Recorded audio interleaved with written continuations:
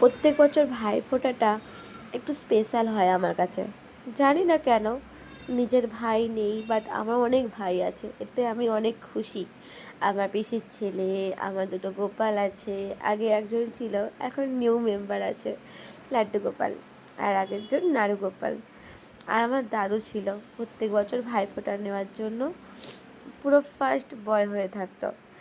যাই হোক, এখন তো আর তিনি নেই আমাদের মধ্যে। জানি উনি আছেন, বাট তাকে তো আর দেখতে পাবো না। যাই হোক, যেখানে থাকবে ভালো থাকবে।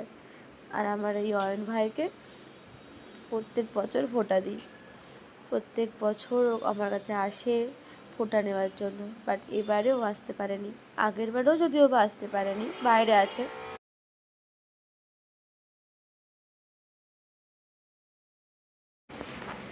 ওকে আমার এত কিছু বলা, যে একটাই বলা ছিল যে তুই পরের বছর কিন্তু আসবি আমার কাছে ফোঁটা নিতে, নাহলে কিন্তু আমি অনেক কষ্ট পাবো। আর তারপর আমার ফোঁটা দেওয়ার পর এক এক করে আমার বোনকে বললাম, এবার তুই ফোঁটা দিয়ে দে। তারপর বলিও বসেছিল, সেও ফোঁটা দেবে। আর আমি ফোঁটা দিয়ে অনেক খুশি হয়েছি। জানি সেটা ফোনের মাধ্যমে ফোঁটা দিলাম, বাট তবুও শান্তি যে না, আমি আমার ভাইকে মন থেকে ঠাকুরের কাছে প্রার্থনা করতে পেরেছি যে তুই অনেক বড় হ, তুই অনেক ভালো মানুষ হ, আর অনেক অনেক উন্নতি কর নিজের জীবনে। তাই যেন করতে পারে ভগবান। ভাই বলতে তো আমার কাছে এরাই, এরাই সব কিছু।